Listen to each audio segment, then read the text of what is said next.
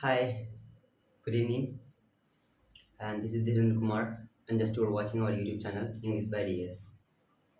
मेरे भाइयों, जैसा कि कल के लास्ट वीडियोस में हम लोग जिस पॉइंट से छोड़े थे, आज मैं उन सभी पॉइंट्स को ना प्रूव करके दिखाता हूँ कि कैसे ये काम करते हैं आंसर। ओके, जो जो मैं पॉइंट्स बताया था, और आज मैं स्ट्रक्चर बनाना भी सिखाऊंगा। मतलब स्ट्रक्चर रट्टा मारने की तो कोई चीज़ होती नहीं है, तो ज़्यादा बेटर होगा कि हम लोग स्ट्रक्चर बनाना सीख जाएं। कभी भूलने की नौबत नहीं आएगी अगर एक बार अच्छे ढंग से सीख गए तो चलिए शुरू करते हैं सर। देखिए, कल के कुछ पॉइंट्स थे। पॉइंट्स क्या थे सर, मैं उसको थोड़ा सा रिवीजन करवाता हूँ। रिवीजन में पहला था कि वर्ब फर्स्ट, वर्ब सेकंड और वर्ब फिफ्थ ये बिना हेल्पिंग वर्ब के सेंटेंस में आ जाते हैं। मतलब इन्हें लाने के लिए हेल्पिंग वर्ब की ज़रूरत नहीं पड़ती है सर। ओके, ये थी बातें, जरा ध्यान से। ये कुछ पॉइंट्स हैं जिसको मैंने कल आप लोगों के साथ में डिस्कस कर रखा था। जैसे में कि एक होता वर्ब फर्स्ट, वर्ब सेकेंड और वर्ब फिफ्थ बिना हेल्पिंग वर्ब के सेंटेंस में आ जाते हैं। दूसरा है वर्ब थर्ड और वर्ब फोर्थ, ये बिना हेल्पिंग वर्ब के सेंटेंस में कभी नहीं आते। तीसरा भाई सब, वर्ब थर्ड के पहले हमेशा हैव अ फैमिली का यूज़ किया जाता है, और वर्ब फोर्थ के पहले हमेशा बी फैमिली का यूज़ किया जाता है। मेन वर्ब के तुरंत बाद कभी भी नोट का यूज नहीं किया जाता। ओके, और बी फैमिली के तुरंत बाद आप नोट का यूज कर सकते हैं। तीसरा, इसके बाद का पॉइंट है कि वर्ब फर्स्ट, वर्ब सेकंड और वर्ब फिफ्थ ये अपना फॉर्मेट चेंज करने के बाद V1 में बदल जाते हैं, और फॉर्मेट चेंज करने से पहले इनके पहले डू फैमिली का यूज़ किया जाता है। यहाँ तक की गल हो गई थी। आज मैं एक एक चीज़ को ना सर आपके सामने प्रूव करता हूँ। सबसे पहला कि वर्ब फर्स्ट, वर्ब सेकंड और वर्ब फिफ्थ, अगर बात करते हैं वर्ब फर्स्ट, वर्ब सेकंड और वर्ब फिफ्थ की, तो ये बिना हेल्पिंग वर्ब के सेंटेंस में आ जाते हैं। कहने का मतलब ये है कि अगर हम लोग लिखते हैं आई गो होम, आप यहाँ पे देख सकते हैं गो अपने आप में वर्ब फर्स्ट है। वर्ब तो है लेकिन वर्ब का फर्स्ट फॉर्म है। ओके, और इसे यहाँ पे आने के लिए किसी भी हेल्पिंग वर्ब की जरूरत नहीं है। दूसरा, अगर बात करते हैं V2 मतलब वर्ब टू की, तो वर्ब टू का भी यही हाल है। जो वर्ब फर्स्ट का वही हाल वर्ब टू का भी है। वर्ब टू भी यूं ही काम करता है सर। और अगर आप बात करते हैं वर्ब सेकंड की, तो देखिएगा, अगर वर्ब सेकंड की बात करते हैं, जैसे यहाँ पे लिख रखा आई गो, कर दीजिए I went home. I went home, आप इस वर्ड के साथ में भी देखिए कोई भी हेल्पिंग वर्ब का यूज नहीं किया गया है। अगर आप बात करते हैं वर्ब फिफ्थ की, तो आप लिख सकते हैं सर ही गोज होम। आप यहाँ पे भी देख सकते हैं इसके साथ में कोई भी वर्ब का यूज नहीं किया गया है। लेकिन अगर आप बात करते हैं वर्ब थर्ड की और वर्ब फोर्थ की, तो मेरे प्यारे भाई, आप ना इसके साथ में वर्ब फोर्थ की या वर्ब थ्री की आप यूज नहीं कर सकते। जैसे ही गोन होम, ये सेंटेंस गलत है। क्यों गलत है सर? क्योंकि इसके पहले वर्ब का, ये तो वर्ब है, ये मेन वर्ब है, और इसके पहले आपने हेल्पिंग वर्ब नहीं दे रखा है। अगर हेल्पिंग वर्ब नहीं दे रखा मतलब सेंटेंस क्या हो गया सर? गलत। इसके पहले आपको हैव फैमिली लगाना ही पड़ेगा। जैसे ही के साथ में क्या आएगा, तो हैज, ये हैज आएगा तो ही हैज गॉन होम, अब सेंटेंस ही हो सकता है he has gone home. Okay, लेकिन अगर आप बिना हेल्पिंग वर्ब का गोन का यूज करते हैं, मीन सेंटेंस गलत है सर। अगर बात करते हैं बी फैमिली की, तो आप नहीं लिख सकते ही गोइंग होम, गलत है। क्यों गलत है? क्योंकि यह वर्ब फोर्थ है, और वर्ब फोर्थ की खासियत होती है कि बिना हेल्पिंग वर्ब के सेंटेंस में नहीं आता सर। अगर ये नहीं आता मीन्स इसके साथ में हमें हेल्पिंग वर्ब का यूज करना ही पड़ेगा। तो हमें क्या लिखना पड़ेगा इसके लिए?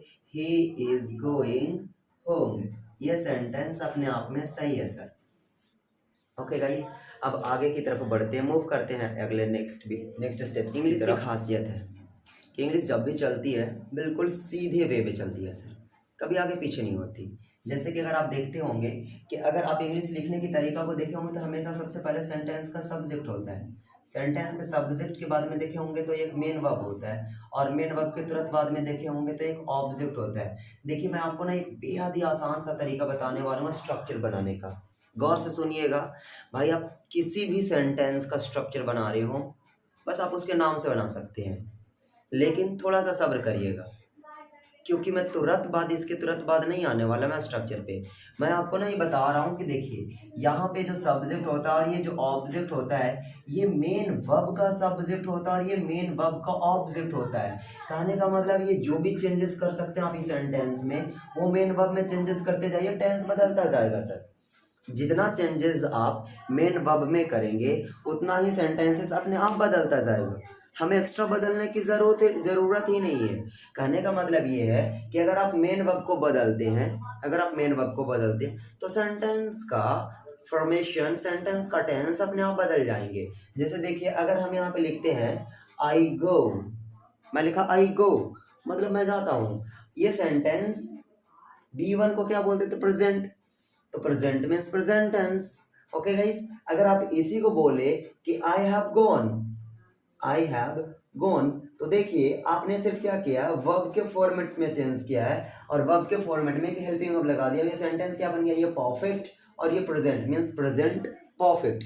सब्जेक्ट और ऑब्जेक्ट सिर्फ सेंटेंस को परफेक्ट करने आता है, मीन्स सेंटेंस को फुलफिल करने को आता है। जबकि सेंटेंस में जितना भी काम दाम करना होता है, जितना भी एक्शंस वगैरह करने होते हैं, जितना भी सेंस वगैरह रिप्रेजेंट करने होते हैं, वो सब का सब काम सिर्फ और सिर्फ वर्ब के होता है। अगर वर्ब ठीक है मतलब पूरा का पूरा स्टेटमेंट ठीक है, और अगर वर्ब सही नहीं है तो भाई पूरा स्टेटमेंट कभी भी ठीक नहीं हो सकता। आप आगे की तरफ देख सकते हैं कि हमने यहाँ पे सिर्फ और सिर्फ वर्ब के फॉर्मेट में चेंज किया और पूरा का पूरा स्टेटमेंट बदल गया। जैसे यहाँ पे प्रेजेंट इंडेफिनिट था, अब क्या हो गया सर? प्रेजेंट का परफेक्ट हो गया। तो बस थोड़े थोड़े से चेंजेस करने होते हैं आपको सेंटेंस में, पूरा का पूरा चेंजेस अपने आप हो जाएगा सर। आपको ज़्यादा कुछ करने की ज़रूरत नहीं होती है टेंस में, बशर्ते कि आप चीज़ों को बेहतर तरीके से जानते हैं, रिप्रेजेंट अच्छे ढंग से कर सकते हैं, बस इतनी सी बात है टेंस। बाद बाकी अगर आप अच्छे ढंग से सीखना है तो एक पॉइंट्स को नोट करते चलें, आपको चीज़ें बेहतर तरीके से समझ में आएंगी।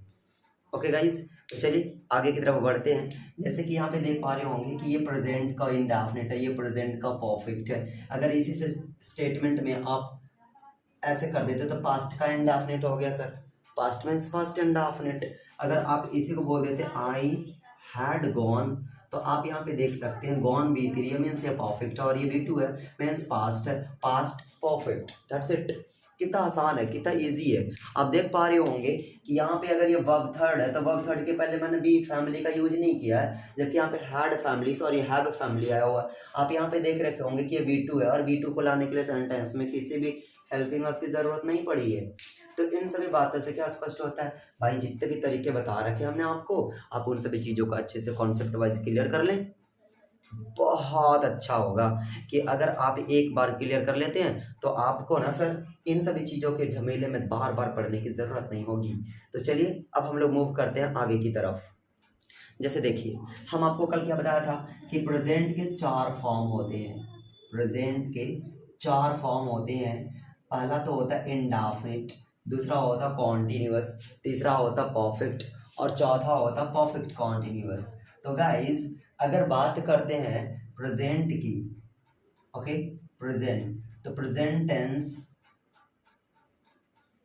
टेंस अगर बात करते प्रेजेंट टेंस की तो इसके पहले फॉर्मेट का नाम होता है present indefinite tense, present indefinite tense. अब यहाँ पे आप ध्यान से देख सकते हैं कि प्रेजेंट इंडेफिनिट टेंस का स्ट्रक्चर कैसे बनने वाला है। बेहद आसान है सर, मैं जितनी भी चीज़ों को पढ़ाऊंगा ना मैं आप लोगों का स्ट्रक्चर बना कर दिखाऊंगा ही नहीं बल्कि प्रूव करके दिखाऊंगा कि देखिए स्ट्रक्चर एक्चुअली बनता कैसे है। गाइस यहाँ पे देख सकते हैं प्रेजेंट इंडेफिनिट टेंस, प्रेजेंट मिलता है तो प्रेजेंट इंडेफिनिट बनता, भाई सब एक्शन और टाइम मिलता तो टेंस बनता था प्रेजेंट इंडेफिनिट मीन्स प्रेजेंट। और प्रेजेंट की बात करें तो प्रेजेंट का मतलब होता है B1 और B5, प्रेजेंट मीन्स B1 और B5। अब देखे होंगे यहाँ पे कि अगर ये B1 और B5 है तो लास्ट में ऑब्जेक्ट लगा दीजिए और फर्स्ट में सब्जेक्ट लगा दीजिए, सेंटेंस का स्ट्रक्चर बनकर तैयार। आप देख सकते हैं कितना आसान है, आपको सिर्फ नाम रखने की ज़रूरत है। कहते हैं ना नाम में क्या नहीं होता, नाम में ही सब कुछ होता बंधु। नाम में पूरा का पूरा टेंस का स्ट्रक्चर छुपा रखा है, इसीलिए कभी ये ना कहें कि नाम में कुछ नहीं होता सर, नाम में सब कुछ होता है और नाम से ही सब कुछ होता है। ओके, लेकिन नाम को पहले उतना बनाना पड़ता है तब जाकर ये पॉसिबल होता है, वरना इतना आसान भी नहीं है कि नाम के अकॉर्डिंग आप अपना काम बना लें। देखिए जनरल वे में उन सभी लर्नर्स के लिए जो बिगिनर्स हैं, एक फ्रेशर के लिए भाई अगर आप इसके आईडी की बात करते हैं तो आईडी भी बेहद आसान है कि जिस वर्ब के लास्ट में ता है, ती है, ते हो, एक्सेट्रा लगा हो, उसे प्रेजेंट इंडेफिनिट टेंस कहा जाता है। लेकिन याद रखिएगा कॉम्पिटिटिव में इसका कोई मतलब नहीं रह जाता सर। मतलब ये तब तक जब तक कि आप एक बेसिक लर्नर हैं, आप एक छोटे से पायदान से शुरू कर रहे हैं, उन सभी चीज़ों के लिए, उन सभी लोगों के लिए ये पॉइंट होता है सर। जबकि यही अगर आप आगे की तरफ मूव करते हैं, आगे की तरफ बढ़ते हैं, तो इन सभी चीज़ों का कोई मतलब नहीं रह जाता, कोई कॉन्सेप्ट नहीं रह जाता। आपको सारे के सारे सेंटेंस, सारे के सारे स्टेटमेंट, क्लॉज जो भी होते हैं सब के सब इस फॉर्मेट पे लिखे हुए मिलेंगे। वहाँ पे आपको हिंदी की ज़रूरत नहीं पड़ती, वहाँ पे आपको इंग्लिश टू इंग्लिश चलना पड़ता है। तो देखिए ये चीज़ें ना सर, मैं तो सजेस्ट नहीं करूँगा कि भाई आप हिंदी को रटें, आप चीज़ों को समझने की कोशिश करें। ओके गाइस, देखिए मैं इसका फॉर्मेट चेंज करके दिखाता हूँ। ये अफर्मेटिव सेंटेंस कहलाता है सर। अगर आप इसी का नेगेटिव बनाने को सोचते हैं तो मैं बताया था ना कि V1, V2 और V5 अपना फॉर्मेट चेंज करके V1 में बदल जाता है। और जब V1 में बदलता है तो भाई फॉर्मेट चेंज किया है, मतलब जाहिर सी बात है इसके पहले नोट आया होगा सर। अगर नोट आया है तो आप ये बात बताइए कि ये V1 में कौन बदला है, तो V1 और V5 को ही तो V1 में बदल रखे हम लोगों ने। तो इसको डू फैमिली से बोला था ना कि इसके पहले फिर डू फैमिली आता है। डू फैमिली का प्रेजेंट, प्रेजेंट मीन्स V1 और V5। अब डू फैमिली का प्रेजेंट मीन्स V1 और V5 होता है, तो V1 और V5 दीजिए ना सर। V1 खोजिएगा तो मिलेगा डू, और V5 को देखिएगा तो मिलेगा डज। अब इसके पहले लगा दीजिए सब्जेक्ट और इसके लास्ट में लगा दीजिए ऑब्जेक्ट, बन गया स्ट्रक्चर। कितना आसान है ये सेंटेंस। जो स्ट्रक्चर बन के तैयार हुआ ये निगेटिव सेंटेंस कहलाता है। ओके गाइस, अब देखिए, अब एक टर्म ऐसा कीजिए कि सर इसको कुछ देर के लिए हाइड कीजिए। ओके गाइस, आप नोट को हाइड कीजिए और उसके बाद में इस पूरे के पूरे वर्ड्स को सेंटेंस के सब्जेक्ट के स्थान पर पहुंचाइए। यहाँ पे बनेगा डू या डज, इसको पहुंचाए इसके स्थान पर, ये रहा सब्जेक्ट। अब इसको तो हाइड कर रखे थे, जितना बचा उतना लिख दीजिए। अब बचा हुआ क्या था मेरा, ये जो बचा हुआ था, अब यहाँ पे ना एक इंटरोगेटिव साइन लगाएगा और इसे कहते हैं इंटरोगेटिव, इंटरोगेटिव। और एक बनता है इसी से, आप इसी को एक बार और आगे की तरफ पहुंचाएं तो देखिए एक बार बनेगा डू या डज, साथ में सब्जेक्ट। नोट तो यहाँ पे हाइड हो नहीं रखा है, मीन्स नोट को ज्यों का त्यों लिखे, तो नोट साथ में सर V1 और तब ऑब्जेक्ट, ये कहलाता है इंटरनेगेटिव, इंटरनेगेटिव सेंटेंस।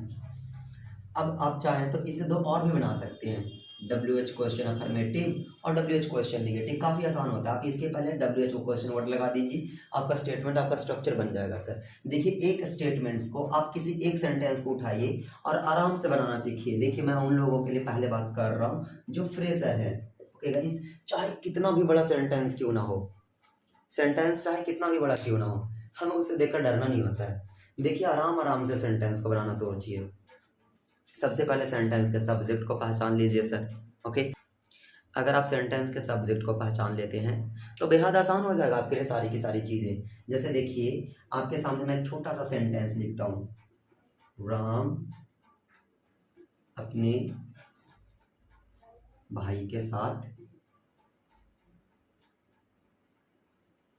मैदान में क्रिकेट खेलता है। देखिए इतना बड़ा सा सेंटेंस है, आपको देखकर लग रहा होगा कि सेंटेंस इतना बड़ा है, मैं कैसे ट्रांसलेट करूंगा। बेहद आसान है सर। देखिए सेंटेंस में ना क्रिकेट खेलने का काम कौन कर रहा है, राम। राम क्या कर रहा है, क्रिकेट खेलता है। मेन सेंटेंस का सब्जेक्ट मिल गया सर। सबसे पहले क्या है, तो राम, लिखिए राम। सबसे लास्ट में जाइए, खेलता है, तो खेलना क्या है, वर्ब। और वर्ब जरा देखिए तो सर कि यहाँ पे V1 और V5 की बात हो रखी है, तो यहाँ पे याद रखिएगा कि वर्ब फर्स्ट और वर्ब फिफ्थ जितने भी होते हैं वो एक पर्टिकुलर सब्जेक्ट्स के साथ में आते हैं, सभी के साथ में नहीं आते। जैसे कि अगर बात करते हैं आई की तो वो V1 आता है उसके साथ, अगर बात करें V, बात करें U या बात करें दे की, तो ये सारे के सारे V1 का यूज़ करते हैं। जबकि अगर बात करते हैं ही, बात करते हैं सी, बात करते हैं इट या किसी भी सिंगल नाम यानी कि नेम के साथ में अभी V5 का यूज़ करेंगे सर। ये रहा। ओके गाइस, अब देखिए यहाँ की अगर बात करते हैं तो राम, राम एक नाम है, नाम के साथ में क्या लगाना है, V5। अगर V5 मीन्स प्ले, तो प्ले का मतलब होता है खेलना। यहाँ पे क्या लगेगा सर, प्लेज, राम प्लेज। अब आराम आराम से पीछे की तरफ बढ़ते जाइए, जहाँ जहाँ से स्टेटमेंट फुलफिल हो रहा है आप वहाँ से पीछे आ जाइए, आपका पूरा का पूरा स्टेटमेंट बन जाएगा सर। जैसे देख सकते हैं आप यहाँ पे, मैदान में क्या भाई, तो क्रिकेट। देखिए मैदान में क्रिकेट, तो यहाँ से पीछे आएगा तो क्रिकेट, राम प्लेज क्रिकेट। कहाँ, तो मैदान में, मीन्स इन द फील्ड। कहता है किसके साथ, तो अपने भाई के साथ, राम खेल रहा अपने भाई के साथ, तो राम के लिए पोजीशन क्या आएगा, विद, विद हिज ब्रदर।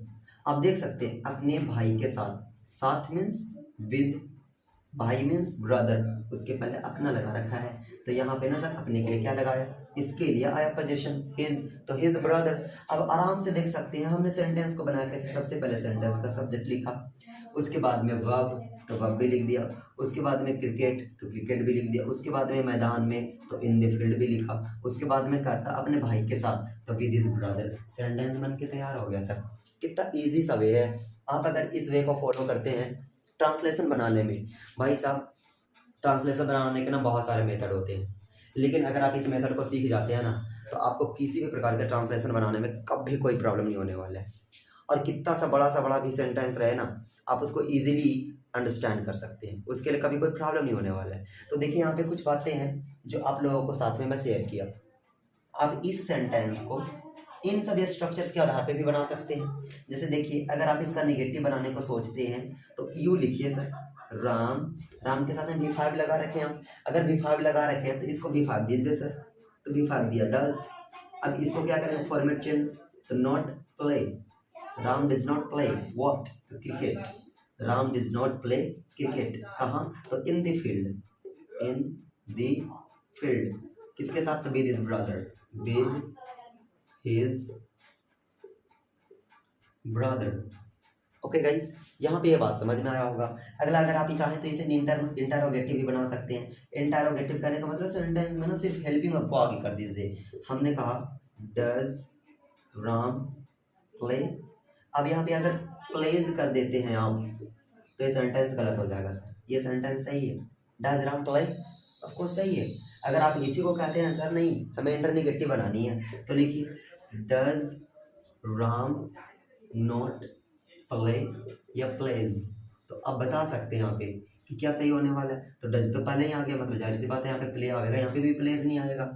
कितना इजी है ना सेंटेंस को समझ जाना। तो भाई मेरे एक एक पॉइंट को ना सर आप अपने फेयर बुक में, अपने नोटबुक में तैयार करते चलें।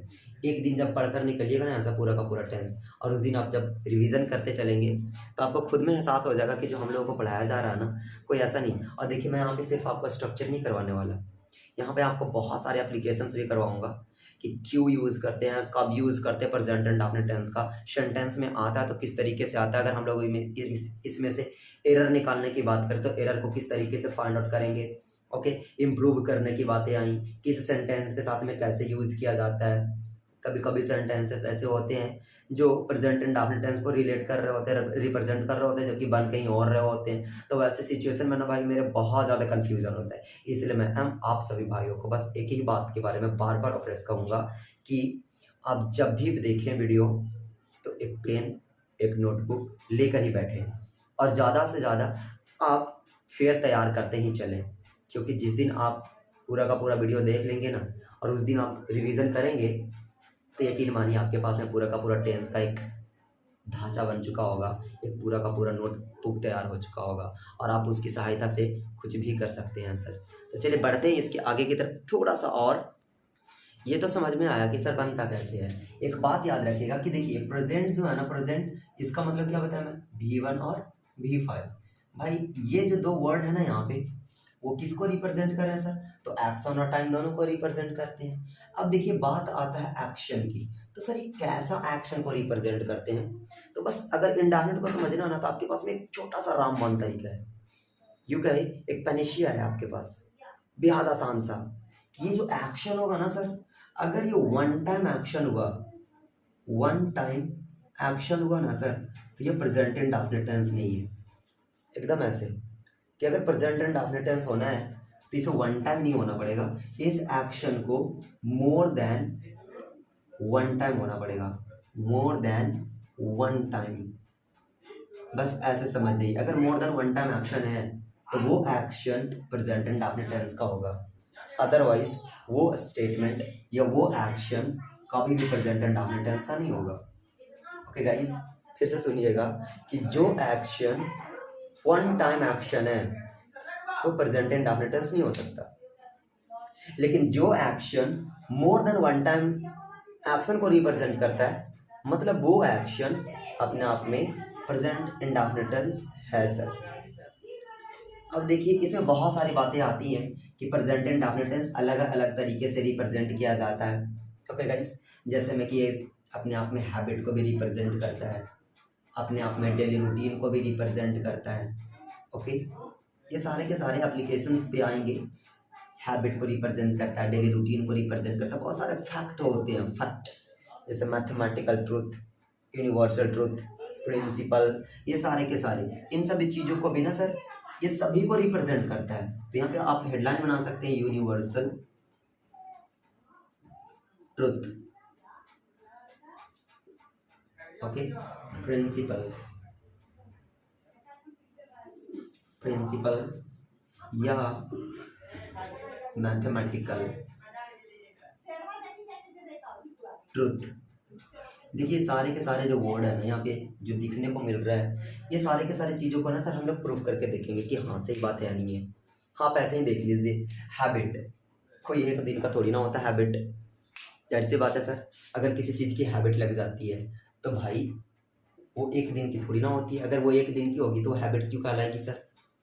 एक दिन में तो पता भी नहीं चलेगा भाई कि हैबिट है भी मेरा या नहीं पता है, मतलब इसके बारे में कोई अंदाज़ा नहीं लगाया जा सकता। अगर ये वन टाइम हुआ ना तो हम लोग इसे प्रेजेंट एंड डेफिनिट टेंस में बनाएंगे ही नहीं, कहीं और ट्रांसलेट करेंगे। ओके गाइस, लेकिन अगर ये हैबिट है तो प्रेजेंट एंड डेफिनिट टेंस में ही आएगा। अगला है सर डेली रूटीन। अगर डेली रूटीन की बात करते हैं आप तो भाई मेरा डेली रूटीन जब भी आएगा ना प्रेजेंट एंड डेफिनिट टेंस में ही आएगा। बात करते हैं फैक्ट, ये फैक्ट ना सर हमेशा प्रेजेंट एंड डेफिनिट टेंस में ही आता है। यूनिवर्सल ट्रूथ हो गया, प्रिंसिपल, मैथमेटिकल ट्रूथ, ये सारे के सारे जो बातें यहाँ पे देखने को मिल रहा है ना, ये सारे के सारे बातें सिर्फ प्रेजेंट एंड डेफिनिट टेंस में ट्रांसलेट किए जाते हैं। आप कहीं पे और ले जाकर इसे ट्रांसलेट नहीं कर सकते। क्यों सर, आखिर ऐसा वजह क्या है कि हम इन सभी एक्शंस को कहीं और ले जाकर ट्रांसलेट नहीं कर सकते। एक्चुअली बात यह है बंधु कि जितने भी वर्ड्स नज़र आ रहे हैं ना यहाँ पे, ये कोई भी वन टाइम एक्शन को रिप्रेजेंट नहीं करते हैं, ये मोर देन वन टाइम एक्शन को रिप्रेजेंट करते हैं। और ये मोर देन वन टाइम एक्शन को रिप्रेजेंट करते हैं, इसीलिए इसके साथ हमेशा प्रेजेंट एंड डेफिनिट टेंस का यूज़ किया जाता है। तो भाइयों इन सभी एक एक पॉइंट्स को ना सर, यहाँ से बहुत सारे क्वेश्चन आते रहते हैं हमेशा, इन सभी पॉइंट्स को ना हम लोग एक एक करके सारी की सारी बातों का गणना करेंगे। देखिए, और जो हम आप लोगों को पढ़ा रहे हैं ना, यानी कि जो बता रहे हैं हम आप लोगों को सिखाने की कोशिश कर रहे हैं, आप छान मार लीजिएगा यूट्यूब पे, बहुत कम कंटेंट मिलेंगे ऐसे ऐसे। तो आप सभी भाइयों से, आप सभी दोस्तों से, आप सभी बहनों से बस एक ही रिक्वेस्ट है, ज़्यादा से ज़्यादा लाइक करें, शेयर करें और चैनल को ज़्यादा से ज़्यादा सब्सक्राइब करने की कोशिश करें। और जो भी प्रॉब्लम हो, आपके पास में क्वेश्चन अराइज होता हो तो आप हमारे टेलीग्राम चैनल पे जुड़े कमेंट कर सकते हैं सर, हमें कोई प्रॉब्लम नहीं है। जब हम यहाँ पे सॉल्यूशन दे रहे होंगे ना, या जब हम करवा रहे होंगे ना, हम आपके क्वेश्चन को बोर्ड पर सॉल्व करके दिखाएंगे। आप क्वेश्चन भेजें, हम उसका सॉल्यूशन देंगे सर। तो गाइस मिलते हैं तक कल की वीडियो में। आज के लिए इतना ही, बने रहिए हमारे साथ पूरा टेंस पढ़ने के लिए। Thanks for watching.